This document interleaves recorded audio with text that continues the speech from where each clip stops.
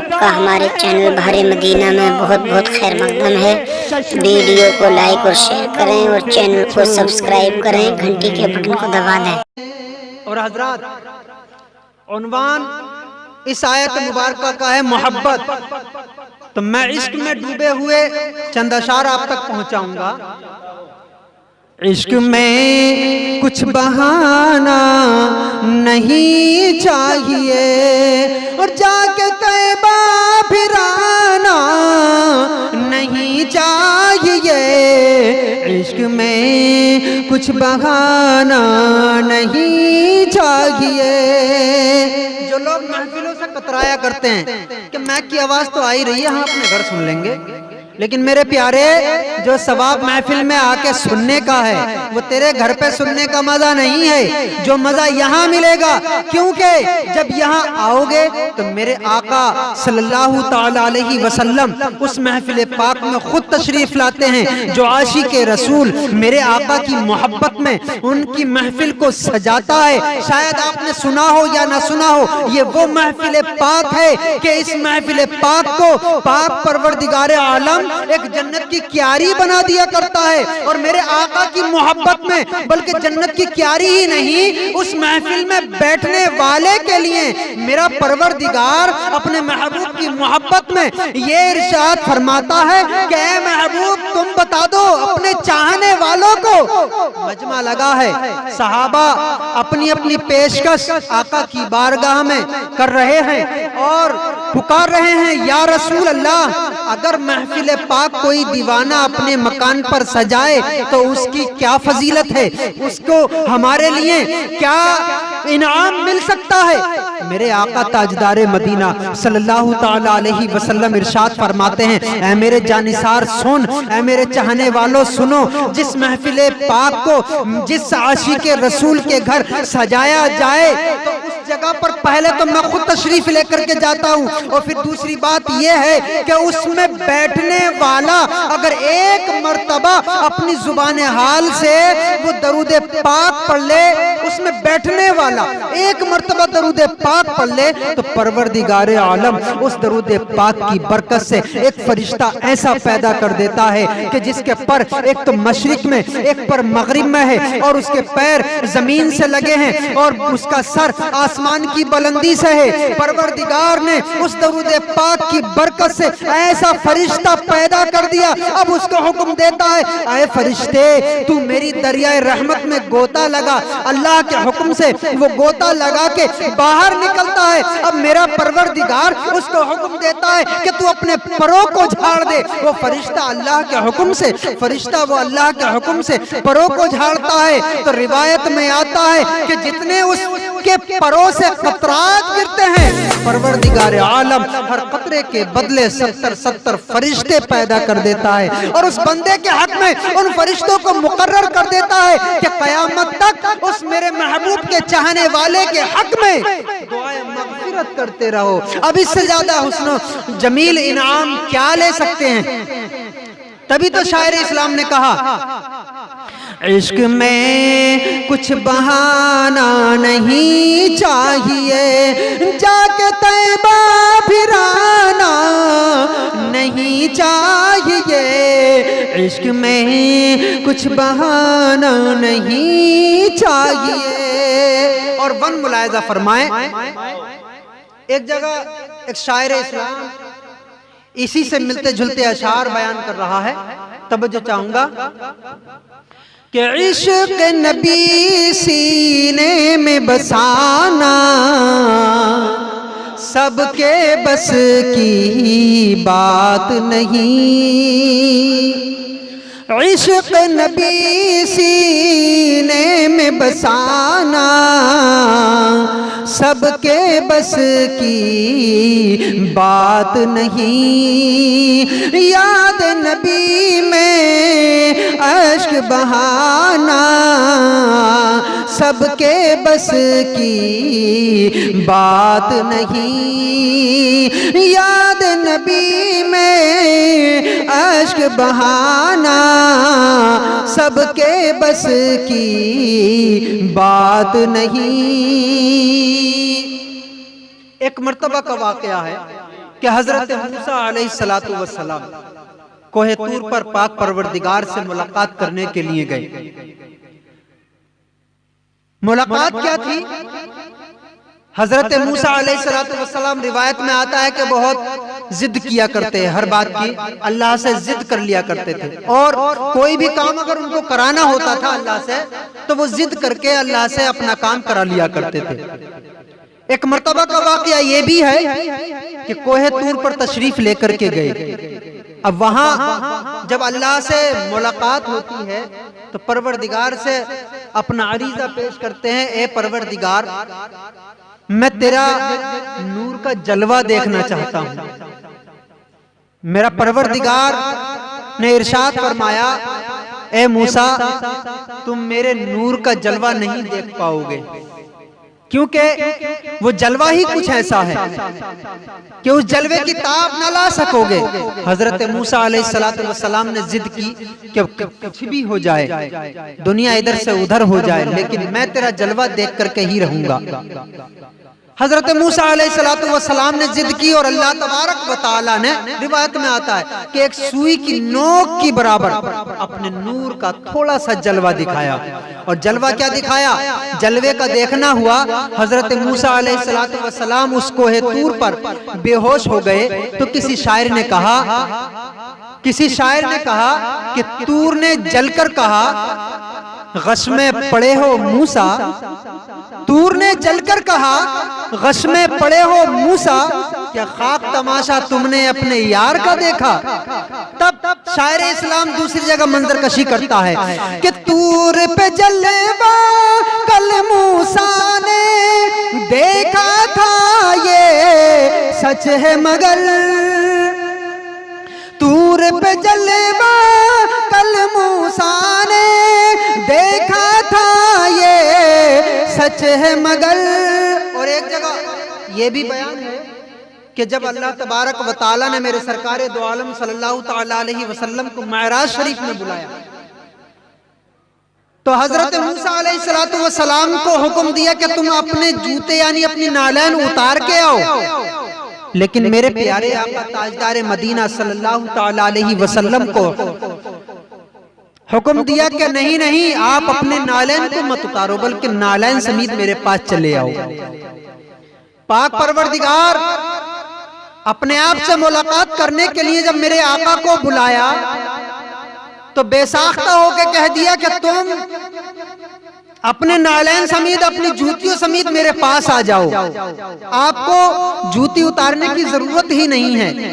अब यहाँ शायर इस्लाम मंजर कशी कर रहा है कि तूर पे जलवा कल मूसा ने देखा था, ये सच है मगर ज़ात इलाही देख के आना सबके बस की बात नहीं। ज़ात इलाही देख के आना सबके बस की बात नहीं। अब मैं आप तक इशारा पहुंचाऊंगा, समझना आपका काम है। देखता हूं कितने समझदार हैं आप लोग। कि डूबी कश्ती पार लगाना, चोरों को अब दाल बनाना। डूबी कश्ती पार लगाना, चोरों को अब दाल बनाना। और उन मुर्दों को फिर से जिलाना सबके बस की बात नहीं। उन मुर्दों को फिर से जिलाना सबके बस की बात नहीं। वाक़यात आपके सुने सुनाए हैं, मैं जानता हूं अल्हम्दुलिल्लाह।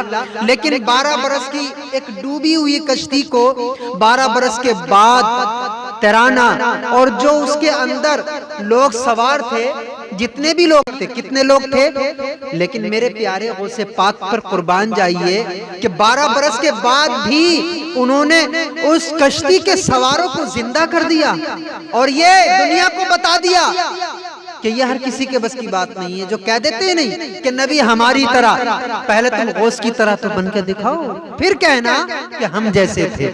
तब जो चाहूंगा कि ईसा की ठोकर से यारो बोल उठे मुर्दे, लेकिन ईसा की ठोकर से यारो बोल उठे मुर्दे, लेकिन कंकर से कलमा पढ़वाना सबके बस की बात नहीं।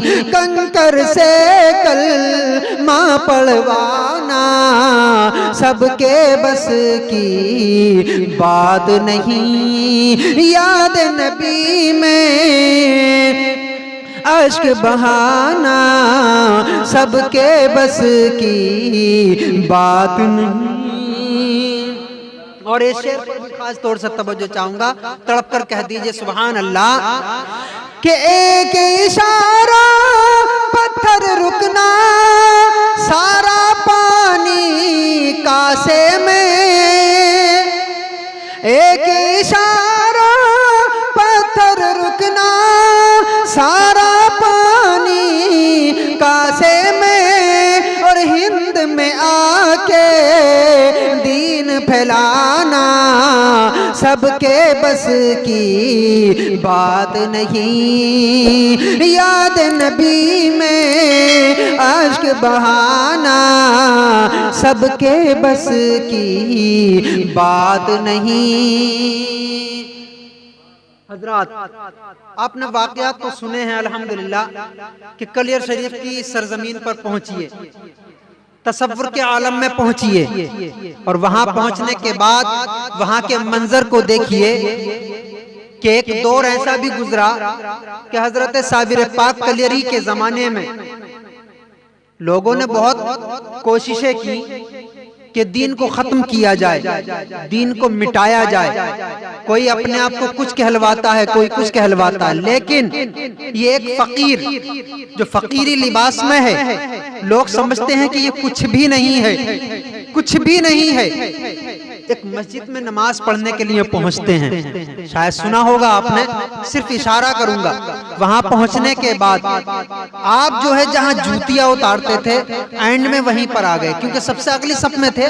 सबसे अगली सफ में से पहुंचते पहुंचते नीचे पीछे खसकते खसकते जहां जूतियां रखी थी वहां पर आ गए। मैं इसकी गहराई में पहुंचाना नहीं चाहता, वाकया थोड़ा तवील है, लेकिन जब वहां पहुंचे तो खाली मस्जिद को इशारा किया कि सब लोग रुकू कर रहे हैं, तू क्या तमाशा देख रही है, तू भी रुकू कर ले। लेकिन शायर इस्लाम ने इस पर मंजर कशी किया। तब जो चाहूंगा कि एक इशारा मस्जिद झुकना और एक नजर में बीवी जलाना।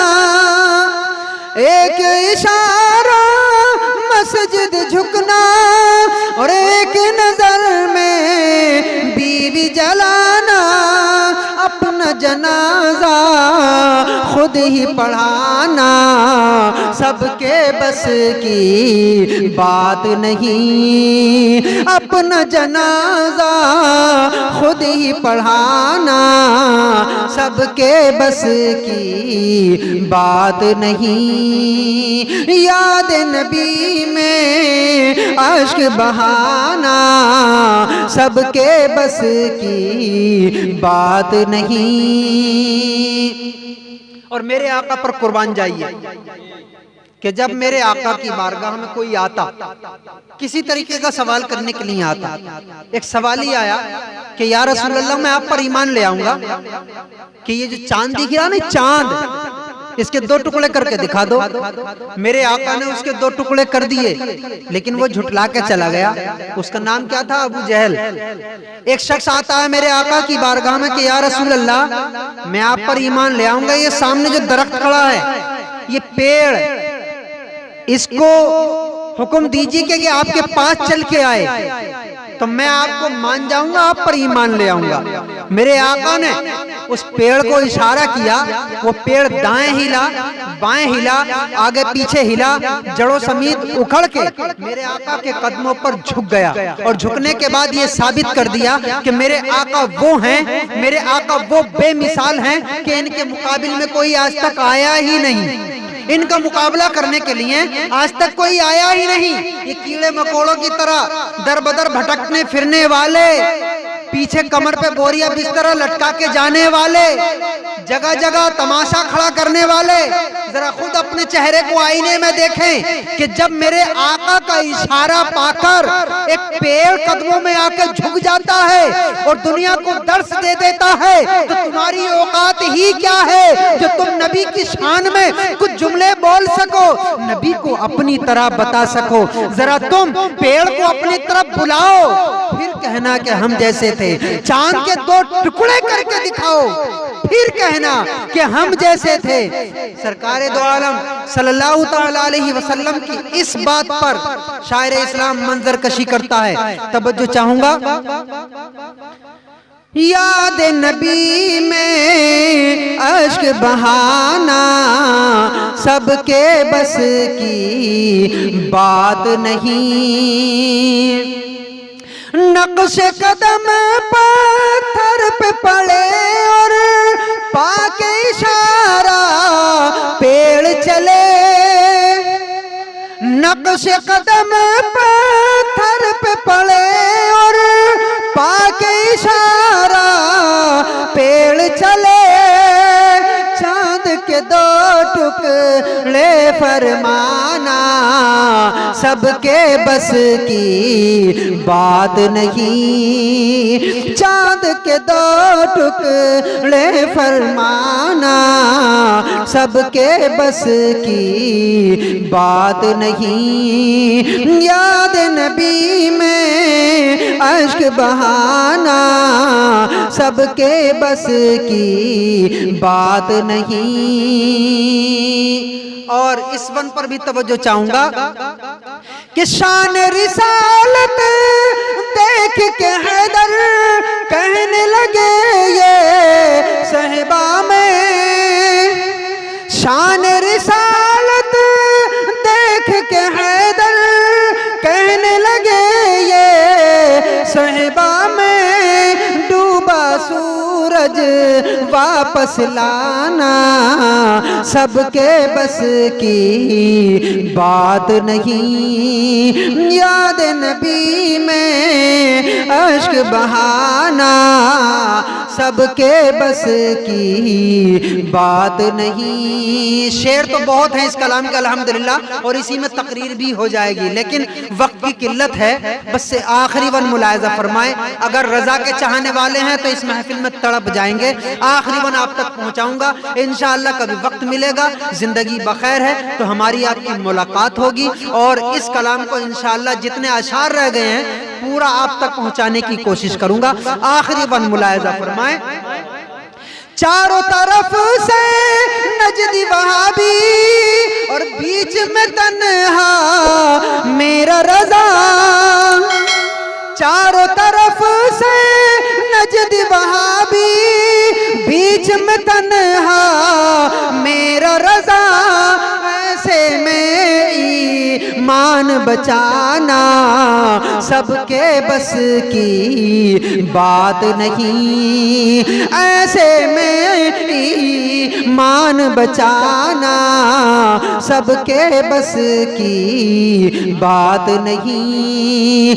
इश्क नबी सीने में बसाना सबके बस की बात नहीं।